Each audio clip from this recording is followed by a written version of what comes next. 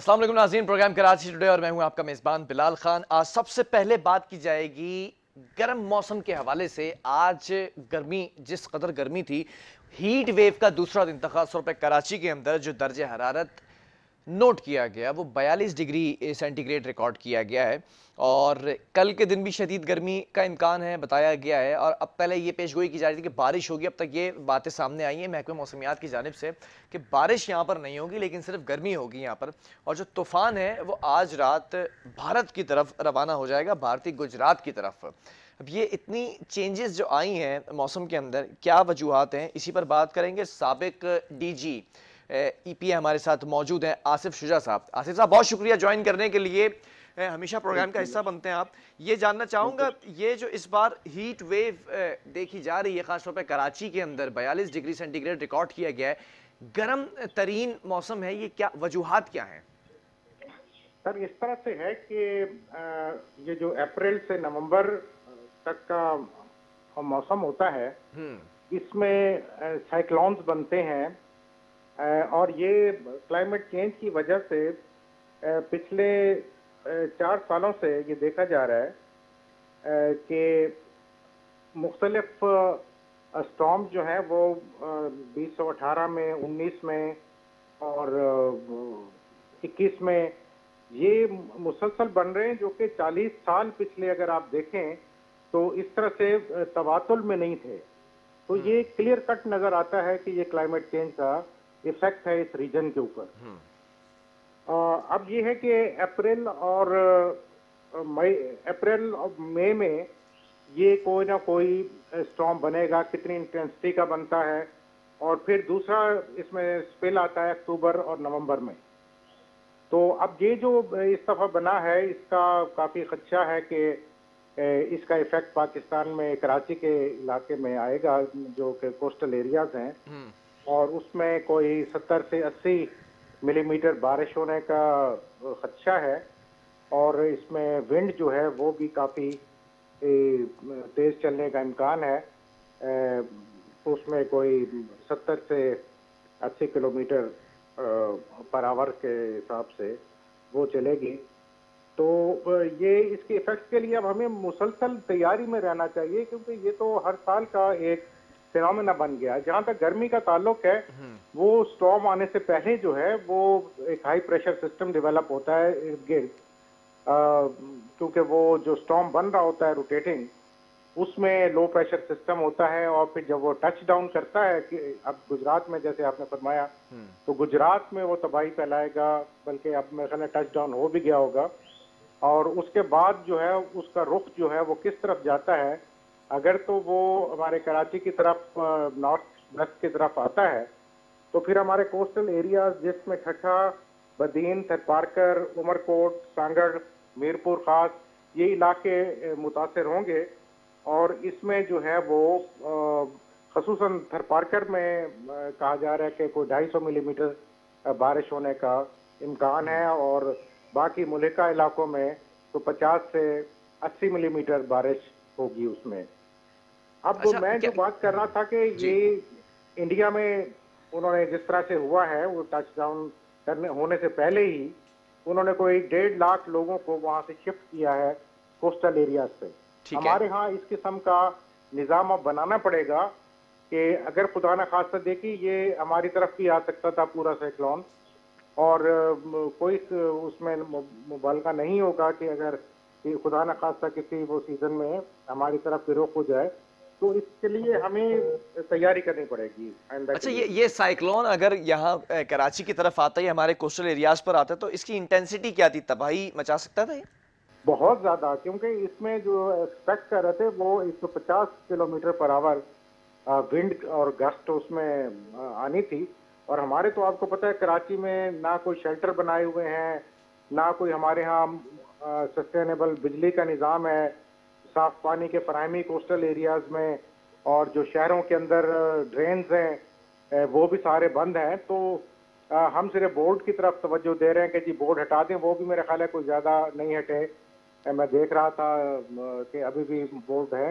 बोर्डों की इजाज़त ही नहीं देनी चाहिए मेरे हिसाब से। तो हमें ये हमारे जो PDMA है और जो हमारे वहाँ की गवर्नमेंट है, लोकल गवर्नमेंट, इनको चाहिए कि इसके लिए पूरा डिजास्टर रिडक्शन प्रोग्राम बना के और उसमें देखें कि कम से कम नुकसान हो।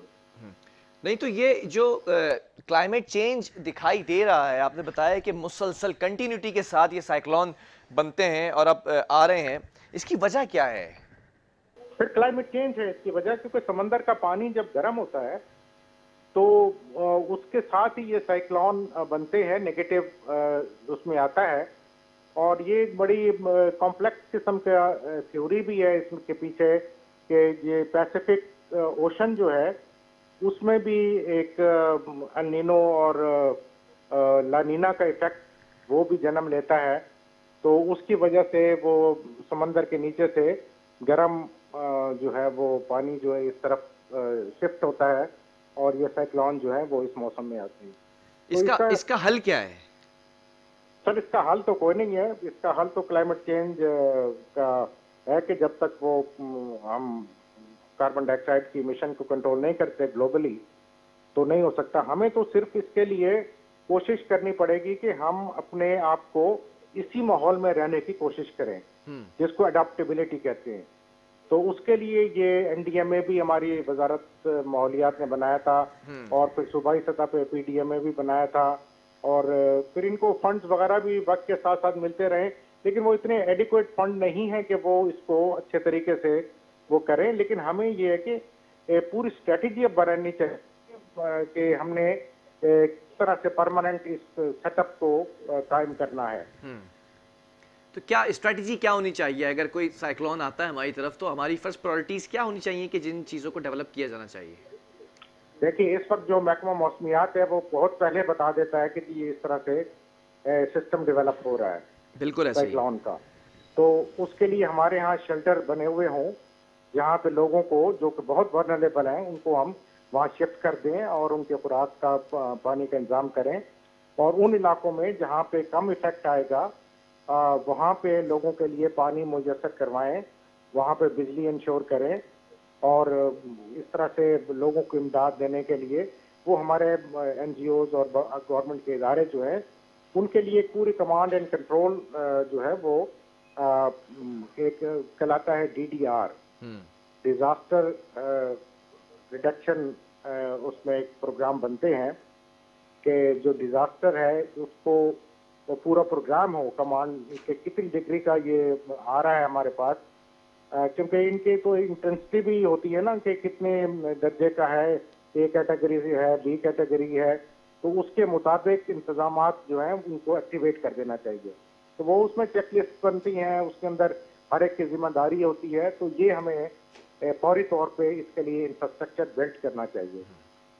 अच्छा, ये जो गर्द आलूद हवाएं हैं, उमरकोट, बदीन, थरपारकर, इन इलाकों की तरफ टच करेगा ये तूफान तो डिस्ट्रक्टिव हो सकता है ये? जी टच तो वो करेगा गुजरात इंडिया में, ठीक है, लेकिन उसकी जो आउटर पेरिफेरी है ना वो तो मूव करेगी और उसी का इफेक्ट आएगा हमारी तरफ और उसकी वजह से ये gusty winds, dust storm, thunderstorm, ये चीजें जो है ना वो आएंगी इस तरफ। ठीक है। और अगर इसका रुख थोड़ा सा बदला तो फिर वो दूसरे शहर भी हैं जिसमें लड़काना या इस तरह के इलाके भी इसमें आ जाएंगे गर्द में। तो अभी इसको बड़ा वॉच किया जा रहा है कि ये किस तरह इसका रुख होता है। अगले 3 घंटों में बता रहे हैं कि वो इसकी जो आई है, जो सेंटर होता है इसका साइक्लोन का, वो पास करेगा इंडिया में से। ठीक। और उसमें मैक्सिमम पावर होती है कि मैक्सिमम तबाही जो है वो फैलाता है जब वो आई उस इलाके से गुजरती है। तो उसके बाद इसका देखा जाएगा कि रुख किस तरफ है। हमारा जो महकमा मौसमियात है इसमें भी मेरा ख्याल है अब जदीद मशीनरी की ज़रूरत है। बहुत पुरानी मशीनरी इस वक्त हमारे रडार सिस्टम और ये चीज़ें हैं, हमें मदद लेनी चाहिए दुनिया की ऑर्गेनाइजेशन से। नोवा एक इदारा है, उसके साथ हमारी बड़ा क्लोज कांटेक्ट होना चाहिए जो कि स्टॉर्म्स पहले बताता है। अच्छा, गर्मी के हवाले से भी थोड़ा सा एक सवाल यहाँ पर करना चाहूँगा। मौसम मजीद गर्म होगा आने वाले दिनों में अभी या कुछ रिलैक्सेशन होगा? जी, जब तक वो आउटर पेरिफेरल का इफेक्ट नहीं आता तो क्योंकि हाई प्रेशर सिस्टम बना हुआ है ना तो विंड बंद हो जाती है। तो इसलिए वो कराची में ये इफेक्ट बहुत ज़्यादा महसूस होता है। मॉइस्चर भी फिर वो बंद हो जाती है, समंदर से मॉइस्चर भी नहीं आ सकती। तो मॉइस्चर इस वक्त भी 20 डिग्री पे है और टेम्परेचर जो है वो आज दिन को 43 को टच किया है। तो ये जब तक इसका इफेक्ट नहीं आएगा तो ये विंड का उस वक्त तक ये कूलिंग महसूस नहीं होगी। अच्छा, इस तो इन साल दिनों में जून जुलाई अगस्त के अंदर बारिश का इम्कान है? जी वो तो नॉर्मल आपके इस प्रिडिक्शन भी यही है कि जो प्री मानसून है और मानसून ये नॉर्मल होएगा पाकिस्तान के लिए भी और इस रीजन के लिए भी। ठीक, चलें, बहुत शुक्रिया। आसिफ शुजा साहब हमारे साथ मौजूद थे, साबिक डीजी हैं ये इन्वायरमेंटल प्रोटेक्शन एजेंसी के। और नाज़रीन, खुदा का ये शुक्र है कि जो समुद्री तूफ़ान था जो कराची और मुख्तलिफ शहरों को टच करना था, ख़ासतौर पर कोस्टल एरियाज़ को, साहिली जो इलाके हैं उनसे अब ये दूर हो चुका है और ये भारतीय गुजरात की तरफ जा रहा है। लेकिन अभी जो इसकी इंटेंसिटी है उसकी वजह से गर्द आलूद हवाएं कुछ शहर ऐसे बताए गए हैं जहां से होते हुए गुजरेंगे, जिसमें बदीन, थरपारकर, उमरकोट शामिल हैं। बहरहाल यहाँ वक्फा लेंगे, इसके बाद कोरोना के हवाले से जो मुल्क में शरह बढ़ती चली जा रही है और वैक्सीनेशन का क्या प्रोसेस है और कितना परसेंटेज जो है वो लगाई जा चुकी है, इस पर बात करेंगे।